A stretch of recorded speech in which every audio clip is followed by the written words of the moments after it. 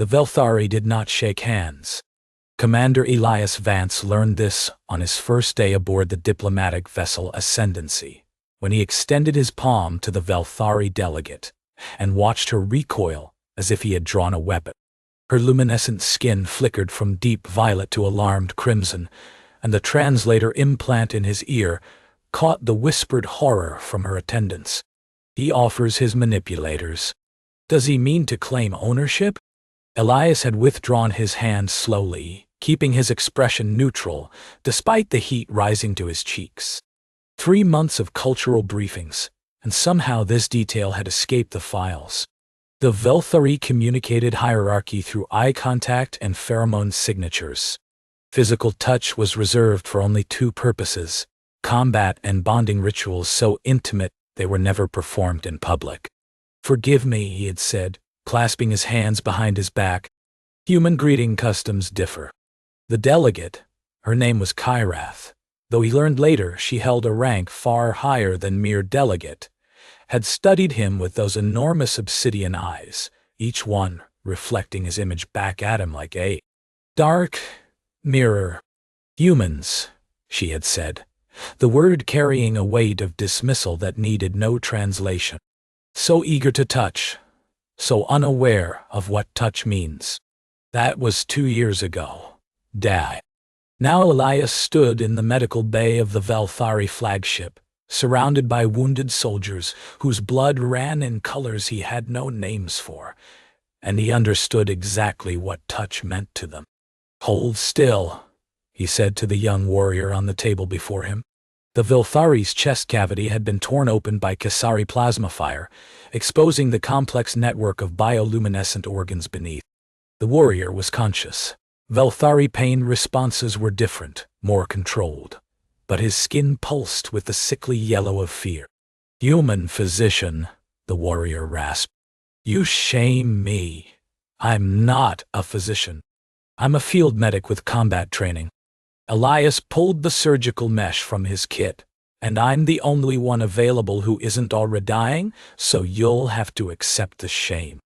He pressed his bare hands into the wound.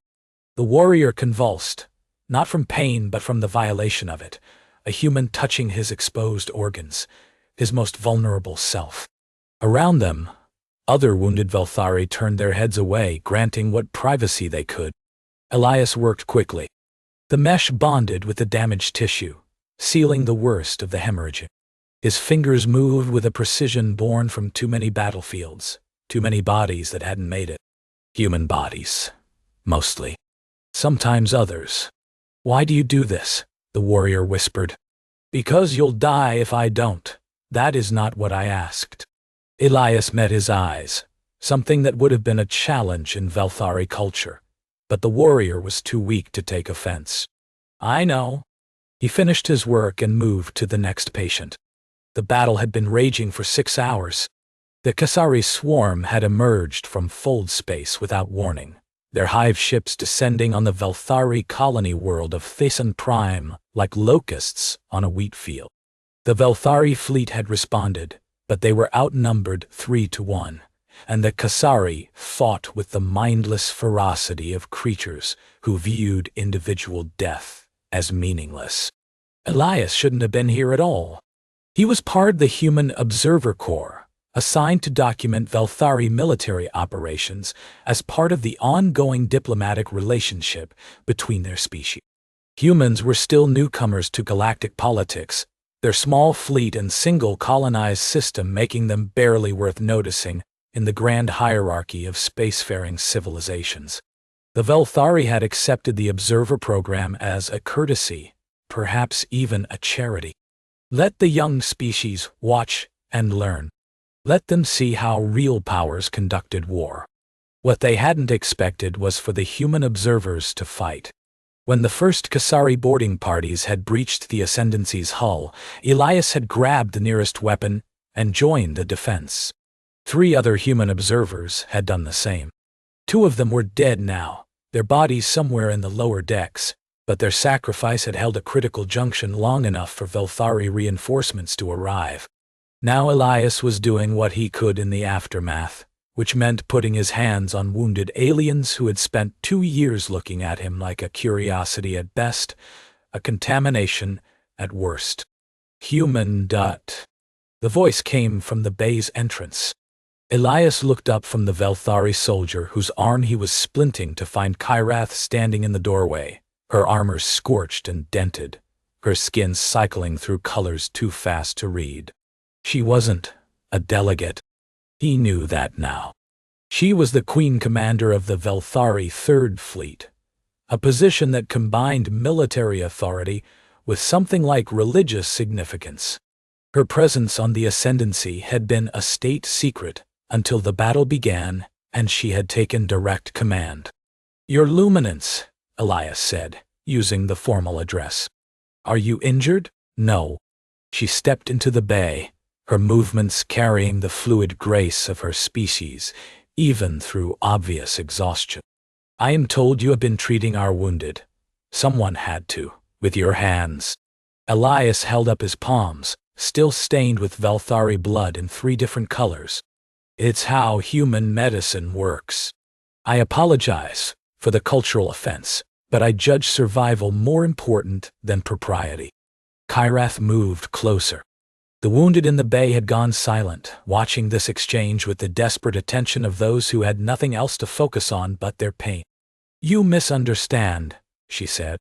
"I am not here to condemn you."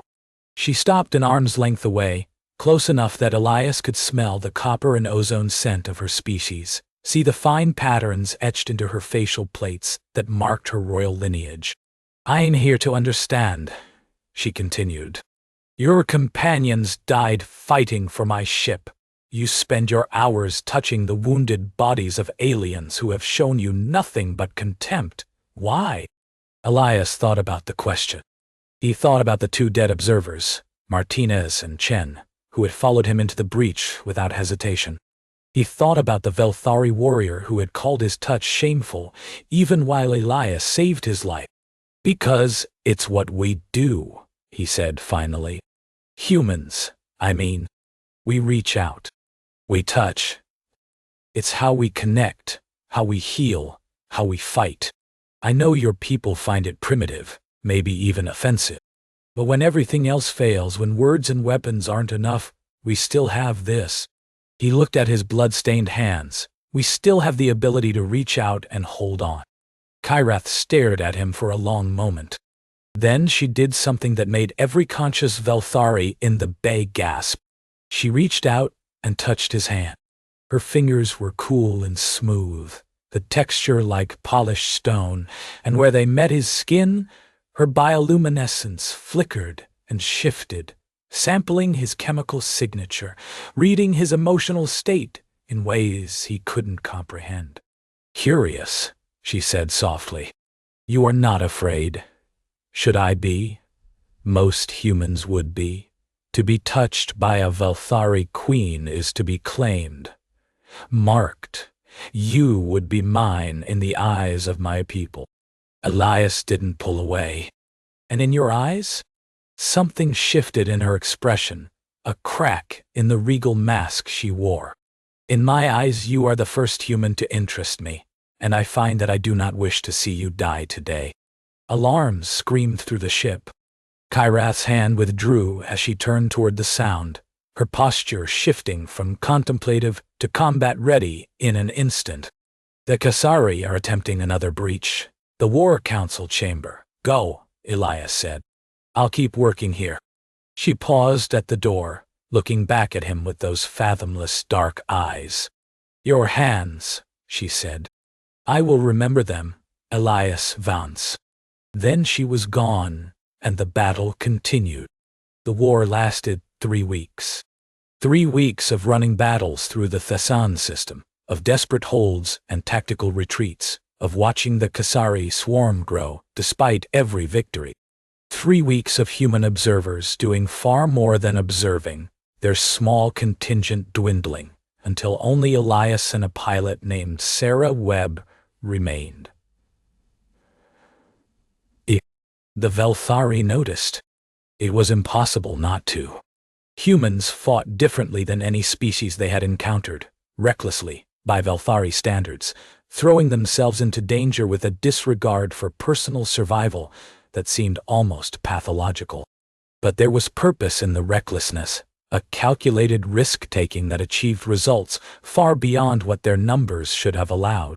"They have no hive mind," Admiral Theraxis observed during a war council, his tone carrying the bewilderment of someone confronting an impossible equation. "No pheromone bonds, no neural links. They coordinate through spoken words and crude hand signals. And yet they function as a unit. They trust each other," Kyrath said. She had not stopped thinking about Elias Vance since that moment in the medical bay. Without chemical verification, without proof of loyalty, they simply choose to trust. Madness, perhaps.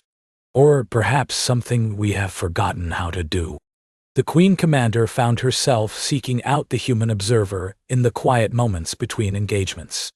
He was always working, repairing equipment, treating wounded, organizing supplies with an efficiency that put her own logistics officers to shame. His hands never stopped moving. "Do humans ever rest?" she asked him one cycle, finding him in a cargo bay sorting medical supplies by injury type and species. Elias looked up, and she saw the exhaustion written in the lines around his eyes, the slight tremor in his fingers. "When there's time, there hasn't been time. You will exhaust yourself. From overwork before the Kessari can kill you." "Probably." He continued sorting. "But if I stop, I start thinking about Martinez and Chen, about whether I could have done something different, saved them somehow. So I keep working." Kyrath moved to stand beside him, watching his hands sort containers with practiced ease. "Tell me about human touch," she said. "I have been researching, but the academic texts do not capture what I witnessed in the medical bay. What do you want to know?" "Everything." "Nothing. I want to understand why it matters so much to your species." Elias paused, holding a container of burned salve. "We're social primates," he said slowly. "Our ancestors survived by living in groups, protecting each other, raising children together. Touch was how we communicated before we had language. Safety, affection, belonging. It's wired into our neurology.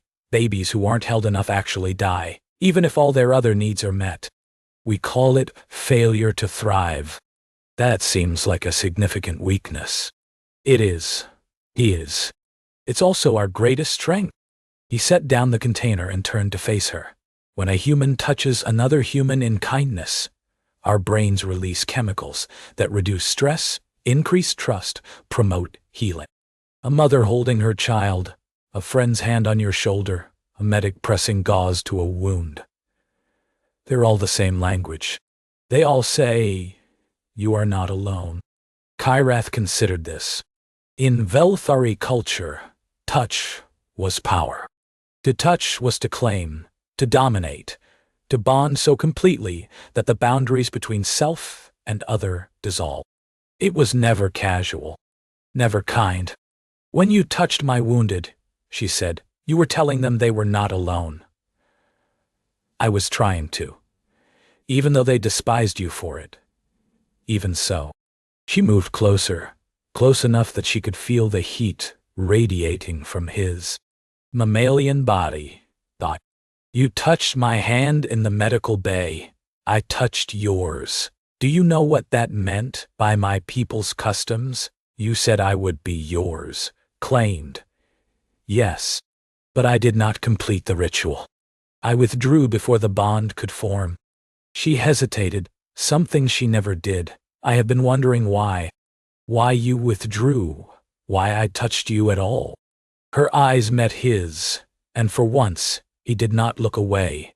"You are alien.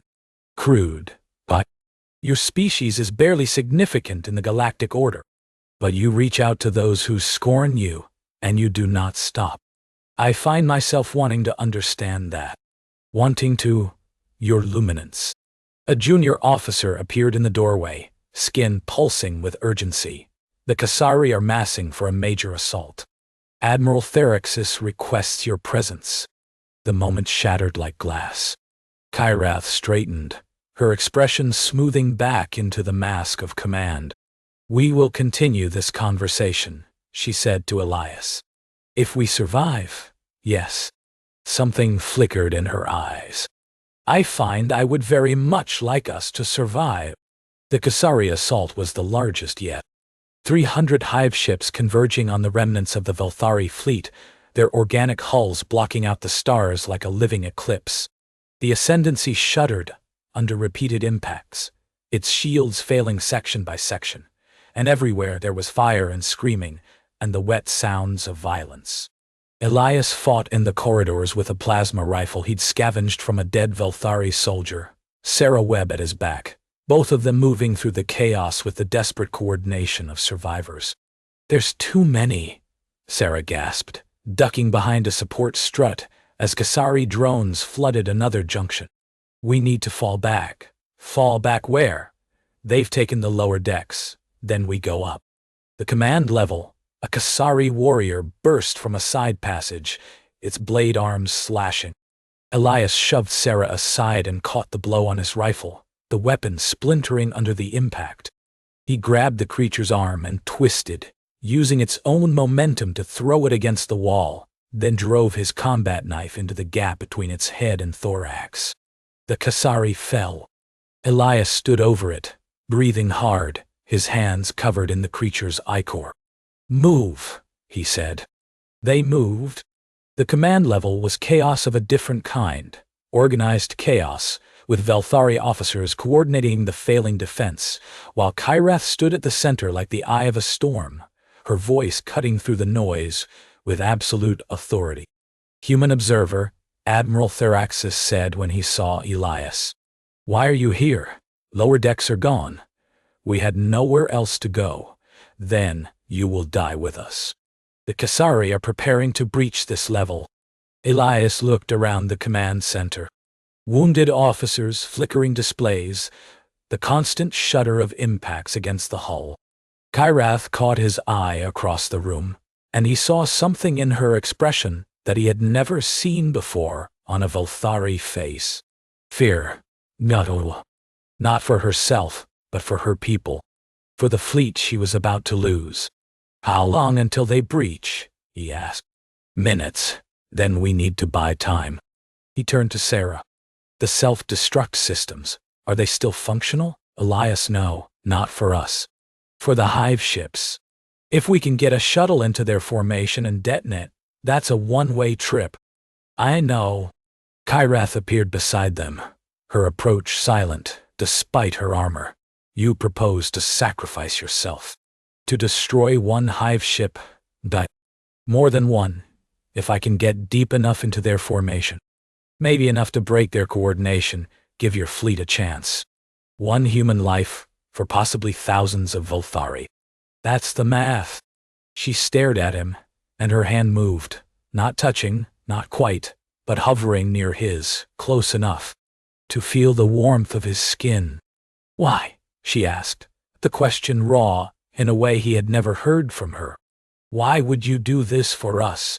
Elias looked at his hands, still trembling from combat, still stained with blood both alien and human. "Because it's what we do," he said quietly. "Because reaching out is all we know. And because—" he met her eyes. "Because someone should remember that humans were here. That we mattered, even if just for a moment." Kyrath made a sound that her translator did not convert, something between a keen and a whisper, and her hand finally touched his. "I will remember," she said. "I will remember your hands, Elias Vance, and I will not let you die alone. You can't come with me. Your people need you. My people need hope. And you have given me something I thought my species had forgotten." Her grip tightened, and her skin pulsed with colors he had no names for. "You have taught me to reach out." The shuttle bay was in flames. Elias ran through the wreckage, Kyrath at his side, both of them dodging debris and Kessari drones with the desperate energy of those who have accepted death but refuse to surrender to it. Behind them, Sarah Webb and a squad of Velthari soldiers held the corridor, buying time with their bodies. There. Kyrath, pointed to a shuttle that had miraculously survived the destruction, its hull scorched, but intact. "Can you fly it?" "I can fly anything." It wasn't quite true, but it wasn't quite a lie either. Human adaptability had to count for something. They reached the shuttle as the bay doors began to buckle, Kessari warriors flooding through the gaps. Elias threw himself into the pilot's seat, his hands dancing across controls designed for Velthari physiology, adapting, adjusting, making it work. "Weapons are offline," Kyrath reported from the co-pilot's position. "But engines are functional. Self-destruct systems are—" She paused. "Locked. Admiral Theraxis has sealed them remotely. Can you override? Not without command authorization?" Elias slammed his fist against the console. "Then this is a one-way trip for nothing." "No." Kyrath's voice was steady. "There's another way." She moved to the back of the shuttle, to a storage compartment that should have held emergency supplies. Instead, it held something Elias had never seen before, a crystalline sphere that pulsed with inner light, its surface covered in Velthari script. "A heartstone," Kyrath said. "The core of a queen's power. It contains enough energy to what? To do what the self-destruct would have done? More, perhaps." She lifted the sphere, and its light reflected in her eyes like captured stars. "It is my heartstone, Elias, grown within me since birth. Without it, I will die. Then we find another way." "There is no other way. And I was already dying." She smiled, the expression strange on her alien features but unmistakably genuine. "The Kessari damaged me in the early fighting. Internal injuries. I had been sustaining myself through the heartstone, but it was only delaying the inevitable." Elias felt something cold settle in his chest. "You never said, would it have changed anything?" "It would have changed." He stopped, because he didn't know what it would have changed. Only that he wished he had known. That he wished for more time that neither of them had. "Launch the shuttle," Kyrath said. "I will guide us into the swarm. When we are deep enough, you will take an escape pod, and leave you to die alone. You said someone should remember that humans were here. Someone must survive to remember." Her hand found his again, and this time there was no hesitation, no restraint. Her bioluminescence flared as she completed the bond that she had interrupted weeks ago. "I will remember your hands, Elias Vance. I will carry the memory of them into whatever lies beyond death. But you must live. You must return to your people and tell them." "Tell them what?" "That we were not always cold.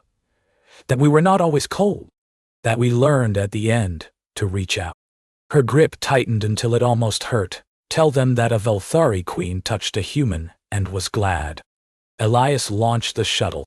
The Kessari swarm filled the viewport, hundreds of organic ships moving in patterns that should have been random but weren't, guided by the hive mind that connected every drone, every warrior, every beast. The shuttle was a speck among giants, and yet the giants noticed. They always noticed the small things that should not be there. "They're converging on us," Elias said, watching the displays. "We'll never reach the center. We don't need to."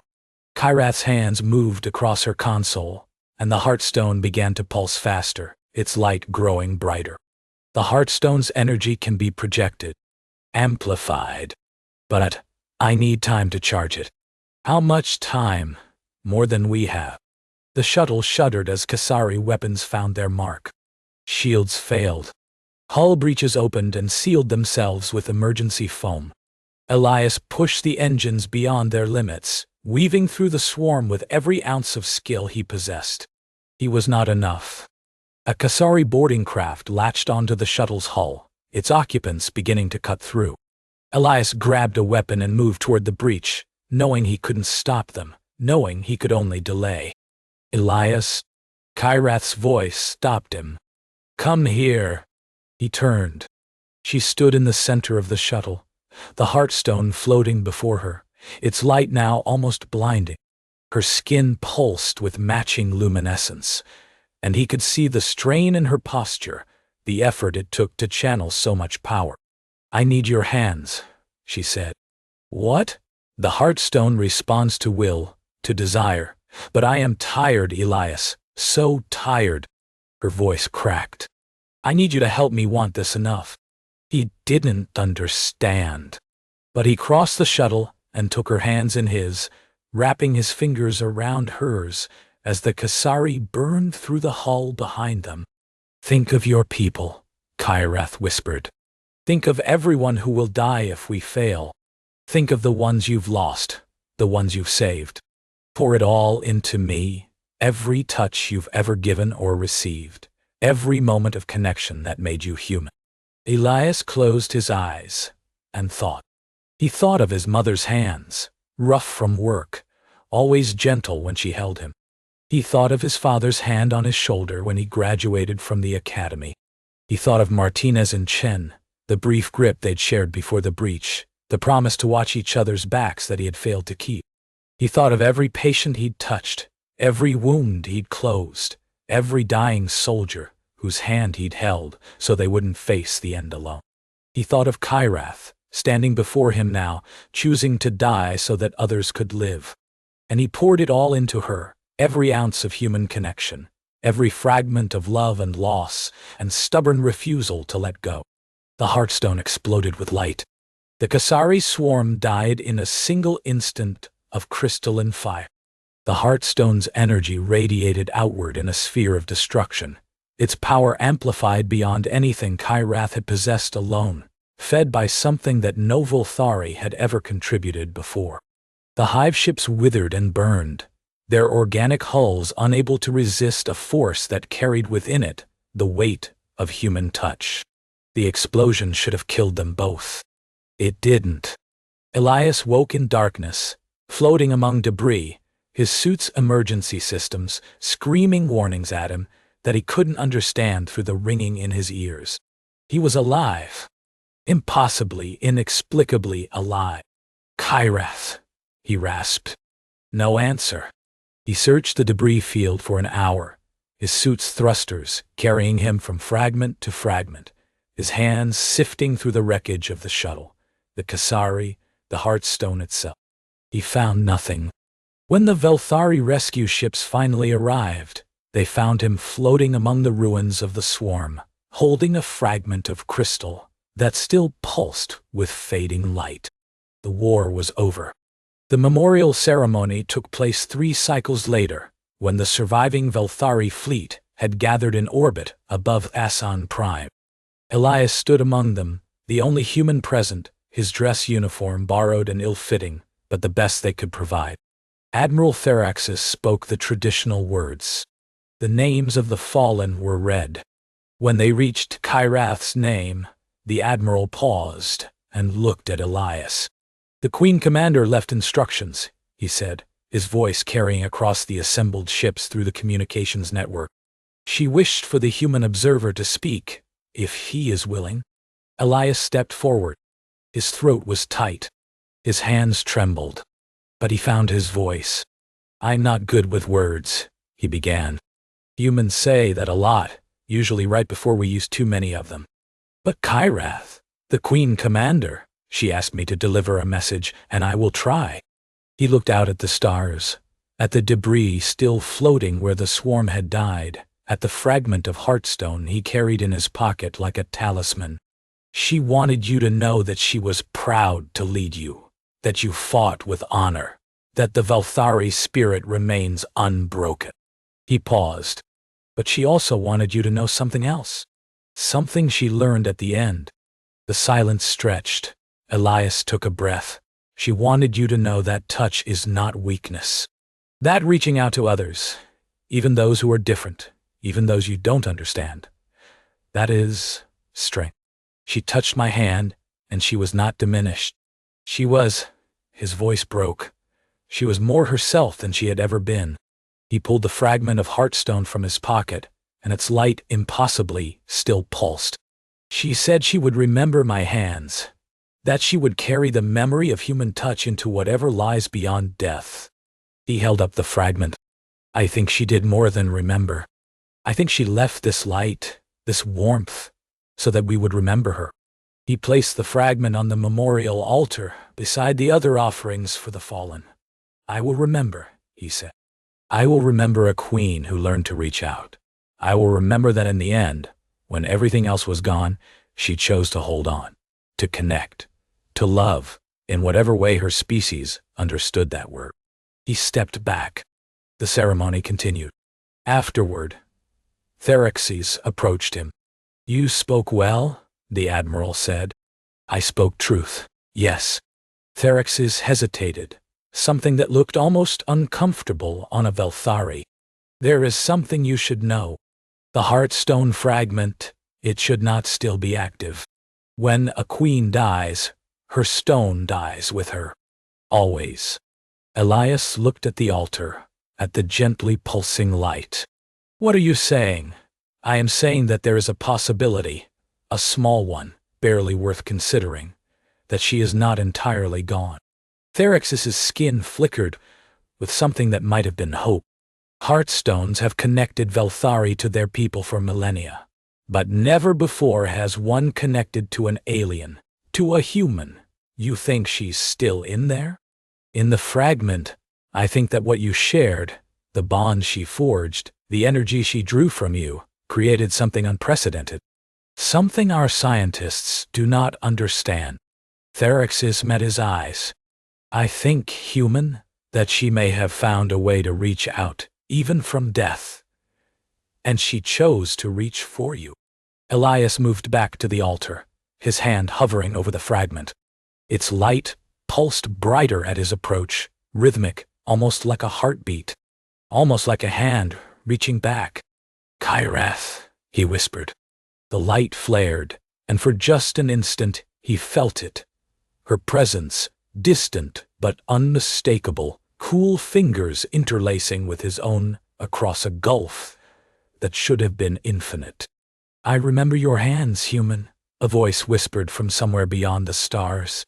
"I will always remember." Elias closed his eyes and reached out. And somewhere in the light, Kyrath reached back. "Umfin, san, di, odi, anu, ba."